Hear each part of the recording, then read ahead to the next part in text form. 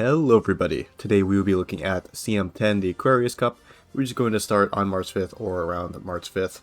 The track is going to be on Tokyo Dirt, it's going to be left-handed, firm ground, it's going to be sunny, and it's going to be in winter time. The distance is going to be 1600, so it's going to be a mile race. But before we look at anything else, like which umas are going to be good, we're going to be looking at the acceleration, because this is the most important part to winning any CM. If you look at the map here, you can see that the late race and the final spurt start basically right at the end of this final corner here. The second half of this map is basically one big corner leading up to the final straight. So that means that angling and scheming is going to be back on the menu, and it's going to be very good at that. But because the final straight only starts right at the end, that means shooting for victory and redshift aren't going to be usable as inherits for this CM, just because they won't last long enough in order to make an effect. For front runners, for acceleration you're going to want to use is obviously angling and scheming. For first and Victoria per plancha also works in first or second. It activates a tiny bit late, but it's still a very good skill to have on your front runners. Unrestrained is also usable. However, because the final spurt is so late, it's going to be kind of inconsistent, but it is going to win you the race if it does hit. So buy that if you're willing to spend the skill points, otherwise you can just leave it home. Pace chasers are going to be having kind of a hard time with acceleration for the CM. If I had to pick some options for you, I'd say Give Mummy Hug is going to be decent, just like the last CM. It's going to give you that acceleration a little bit late, but it is a bit weaker than angling, scheming, and Victoria per plancha. You can also still use Victoria per plancha for the pace chasers, but given how good frontrunners are in this champions meeting, I'm not sure if you are going to be able to push up far enough in order to hit the Victoria per plancha in time. But you can still use head-on if you want. That's going to have a decent chance to activate at a good time. And if it does activate just right, then your pace chasers will have a very solid chance at winning. Late surgers still have On Your Left, and Let's Pump Some Iron is actually a pretty good inherits this time around, because it will activate on the final corner in the late race. But moving past the Beyond, unfortunately, will not work here, because the first activation condition will just give you a little bit of velocity instead of your acceleration that you actually want in the final spurts. Enclosers function basically the same as the late surgers, except they use straightaway spurts. And of course, still Let's Pump Some Iron as the acceleration skills. They're going to be a bit better than late surgers, just overall like most CMs, because straightaway spurt is a more consistent skill. You can push up and still use straightaway spurt, versus On Your Left, you have to still be in the back of the pack. But they are still going to be sort of similar if you use the Furious Feet skill, which is going to be pretty good this time around. It is a mile exclusive gold acceleration skill that activates if you're in the back of the pack approaching the late race. So that's going to be very good here for the late and end rolls. And updrafters still works, as well as you can just hit a no stopping me like usual. If you really want, you could use the same trick as on the last CM, where you give these late surgers and enclosers redshift and allow them to delay the activation of that redshift by not proccing it right at the beginning, then pushing up into redshift zone towards the end of the final corner, and that will let redshift activate at the right time, hopefully. But it might be a bit inconsistent. I'm not sure if you want to bother doing that. We have some good universal excels this time around, though. You can use Ignited Spirit Power if you manage to get that. But more likely you'll be using Highlander or Forward March, which you can get from the new Inari 1 SR Power, or you can get the gold version just on Agnes Digital as one of her potentials. Now that we are done with excels, you can look at the stat thresholds. The thresholds for this map are going to be speed and stamina, so you just want to hit that 601 stamina. It's going to give you enough to survive this CM, as well as giving you a bit of a speed boost for hitting above that 600 line.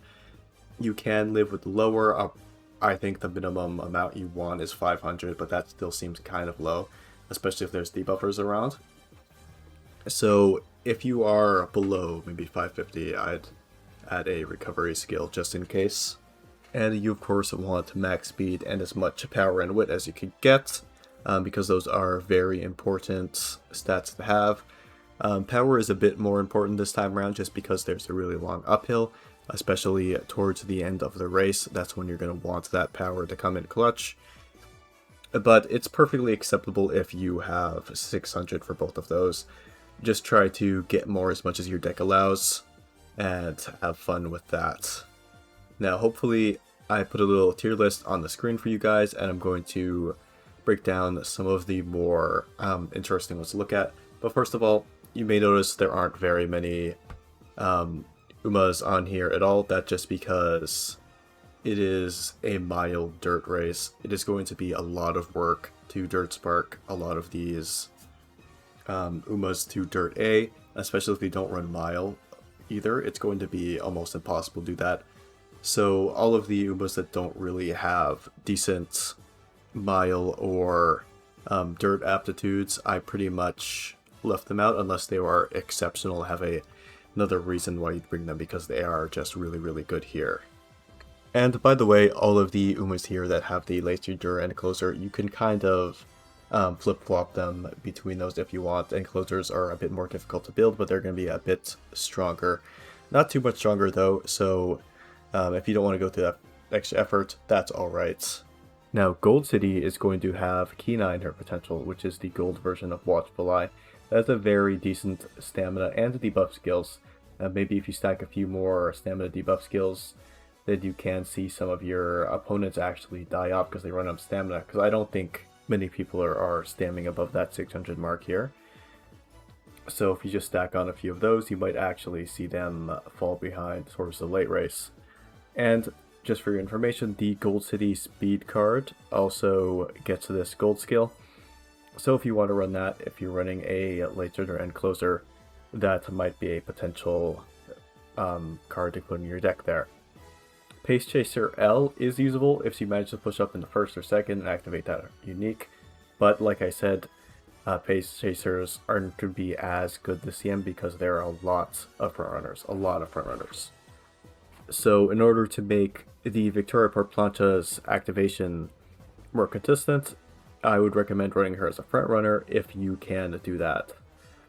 Taiki Shuttle's unique is usable, but only on her. As I said, you can't inherit it because the duration is not long enough. But on her, the duration will be long enough if she manages to actually proc it in the first place, which is one of the problems she does have here, is that she's going to be pretty lobby dependent.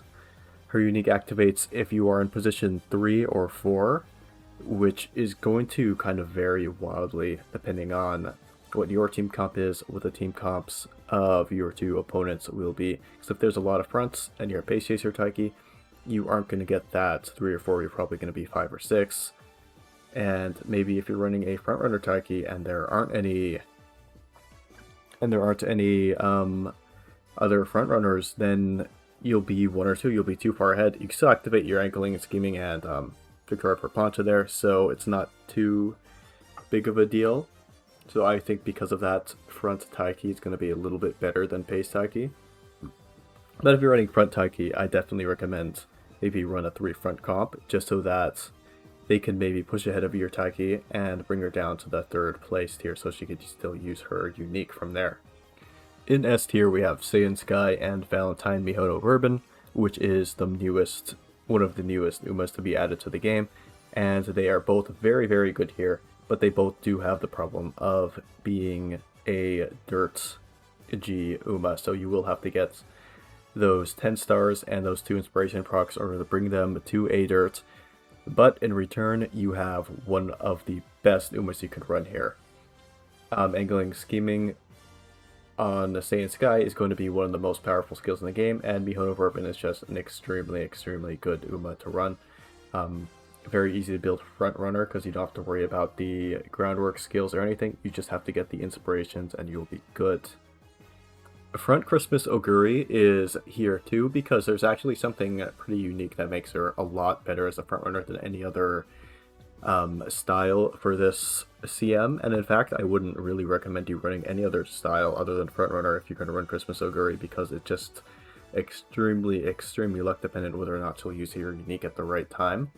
Because if you notice, there's a uphill right there, just barely into that last leg of the race where you want to activate your acceleration, your velocity, anything. And that means you could use the frontrunner exclusive recovery skill Moxie in order to be a trigger for your unique skill on Christmas Oguri. She's a little harder to build too because her innate recoveries other than 777s won't work, so you will need a third one other than Moxie too, which is probably going to be corner recoveries, because I don't think there's any other really viable options that would activate before the final stretch. So it is going to be a decent amount of work, but if you manage to do that, Christmas Oguri going to be a great bring here. More great news for this CM.